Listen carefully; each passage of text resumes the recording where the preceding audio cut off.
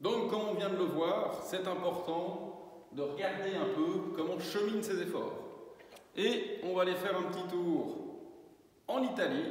Pourquoi l'Italie? Parce que c'est quand même l'ancêtre du génie civil. Vous allez voir qu'on voit des choses magnifiques au niveau du cheminement des efforts dans les structures.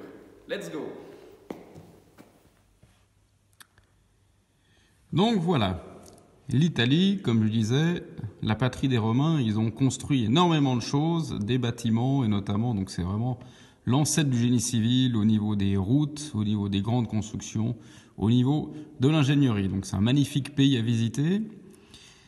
J'y étais dernièrement, pas vraiment récemment, cet été pour vous rassurer. Donc j'étais surtout dans la partie du sud de la ville qui est magnifique, la sud du pays qui est magnifique, avec toutes ces îles, ces volcans.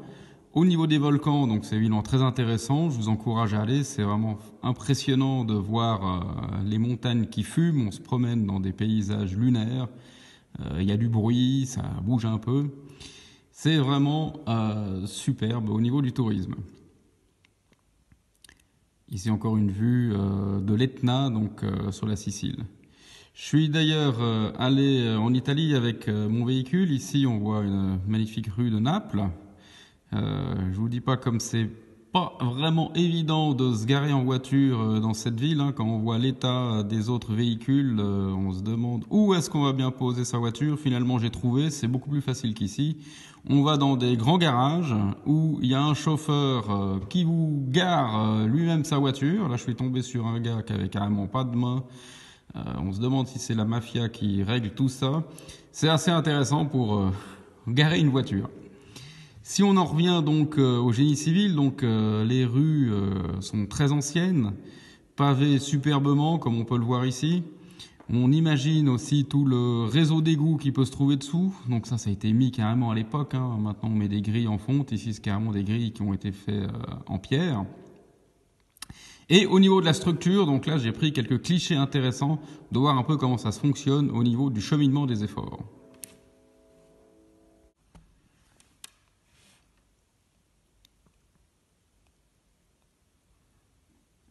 Ce cheminement des efforts dans les structures, j'y reviendrai, mais c'est toujours intéressant de regarder puis d'observer. Ici, malheureusement, on voit pas des renforcements pareils. Donc, il faut imaginer que la colonne est entièrement comprimée et évidemment, la structure est en train de lâcher de partout. Donc, on voit toute cette fissure qu'on a à l'intérieur. Eh ben, ici, pour la réparation, ils ont simplement pratiqué un bricolage. Ils se sont dit, si on va écraser cette colonne, elle va s'effriter, elle va partir dans tous les sens. Ils ont simplement cintré cette structure. Alors là, au niveau du calcul, je vous dis tout de suite, c'est impossible à calculer. Ou bien il faut faire des hypothèses. Est-ce que si ma poutre commence à s'écarter au milieu de 4 cm, quels vont être les efforts dans les différents longerons métalliques? Mais c'est intéressant de voir ça. De voir qu'on peut quand même renforcer, et là on se rapproche du béton armé où en fait l'armature va pas se trouver à l'intérieur mais va se trouver à l'extérieur. Ici aussi, partout comme les bâtiments ont de la peine à être réparés, on regarde un peu ce qui se passe à gauche à droite, et là je rattire mon attention sur la clé de voûte. On voit qu'on a une petite déformation de la partie de gauche, on imagine qu'elle est en train de partir, et on a au niveau de la clé de voûte ici une fissure extrêmement importante. Je dirais qu'on est quand même proche de la ruine. Il faut s'imaginer, donc si je reviens, que si j'ai ma poutre de gauche qui commence à partir et à foutre le camp sur le côté gauche, la compression qui doit être à tout prix garantie à la clé de voûte, elle va disparaître. Donc c'est intéressant de regarder un peu comment vivent ces structures. C'est vrai que c'est un pays, chez nous on n'a pas ce genre de choses parce qu'on répare tout de suite, on met des longerons, là-bas on laisse vivre un peu les structures, donc on voit un peu comment cheminent ces efforts. Intéressant aussi de voir au niveau de certaines structures qui sont plus du tout réparées, de voir que les balcons peuvent céder. Donc là, on voit que l'armature a été posée, l'armature importante, et ils ont quand même bien conçu à l'époque parce que l'armature a été mise au niveau supérieur.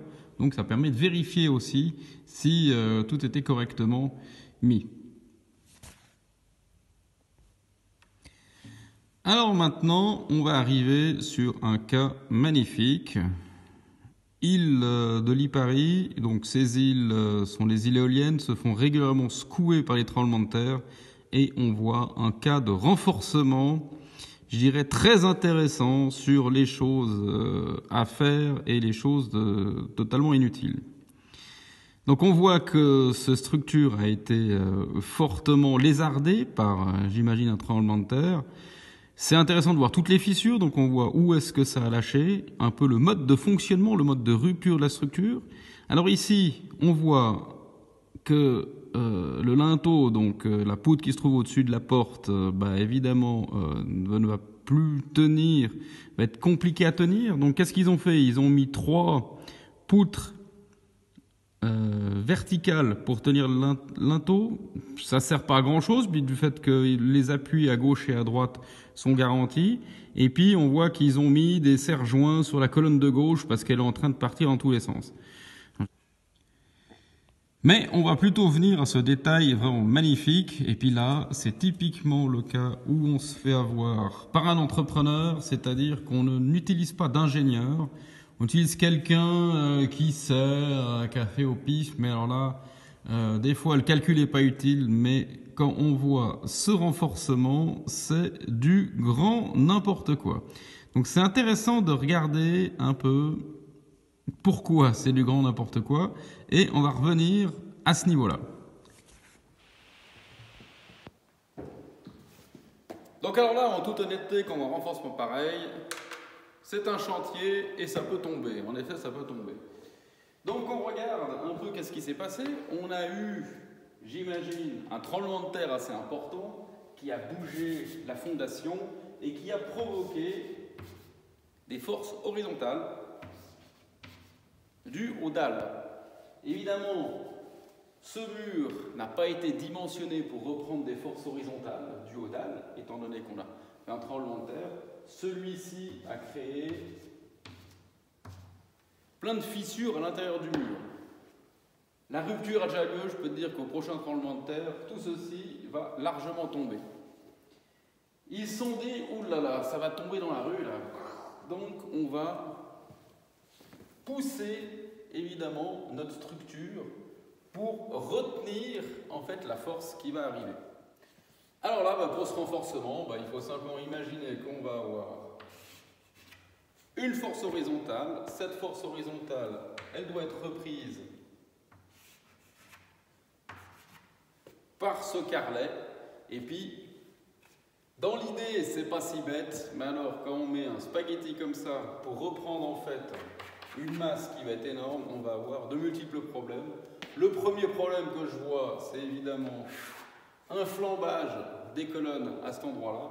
Et puis regardons un peu le détail qu'il y a ici. On a cette pointelle qui arrive là. Donc évidemment, on va avoir un ripage des deux.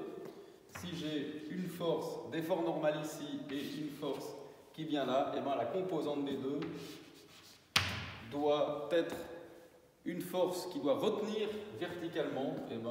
On va voir qu'ils ont mis des tout petits clous pour retenir ceci. Donc autrement dit, le premier coup de vent, les clous ils vont sauter, et puis il y a tout qui va tomber. Pareil à cet endroit-là, on va avoir cette force qui arrive là, donc sur notre terrain là, cette force arrive ici, donc il va falloir la reprendre de ce sens-là. Donc on voit bien le cheminement de l'effort, le tremblement de terre va pousser cette dalle dans cette direction-là. La force doit arriver en compression ici et retenue par des petits carrés. Donc dans l'idée, l'entrepreneur, il n'est pas si bête, il s'est dit qu'on va tenir le tout. Par contre, au niveau du dimensionnement, un simple petit calcul des efforts montre en fait que cet effort-là, comme on doit utiliser la projection du sinus ou du cosinus de l'angle pour récompenser celle-là, cette force-là va être beaucoup plus grande que celle-ci. Et autrement dit, une poutre, une dalle de bâtiment qui va appuyer, il va falloir prendre au moins l'équivalent en matière pour reprendre cette force horizontale. Et puis, au niveau vertical, c'est clair que des petits clous non plus ne vont pas suffire pour reprendre le tout. Pareil ici, on va arriver avec une très grande force à cet endroit-là. Ce n'est pas deux petits carrelets qui vont réussir à retenir le tout. Donc c'est intéressant de voir un peu les solutions proposées de renforcement, voir si ça va tenir. On revient donc sur ce détail, hein, et c'est intéressant de voir qu'au niveau global, il y a de l'idée, mais alors au niveau de la réalisation, quand on voit 3 petits clous qui vont retenir verticalement ce qui va se passer là, sans compter que ces clous ils sont mis sur des poutres en bois verticales, je pense qu'elles sont pas tenues en bas, donc ça se trouve elles vont se soulever. Et puis donc on voit qu'au niveau du sol, on va avoir du flambage qui va se passer un peu dans les carrelets, et c'est pas en mettant un peu de terre là-dedans que ça va tenir. Donc ça, c'est un entrepreneur qui a eu des idées, mais alors au niveau de la réalisation, enfin du calcul, là, on est vraiment moins que rien. Donc c'est toujours intéressant de voir un peu ces erreurs en fait que font les autres pour en apprendre un peu plus.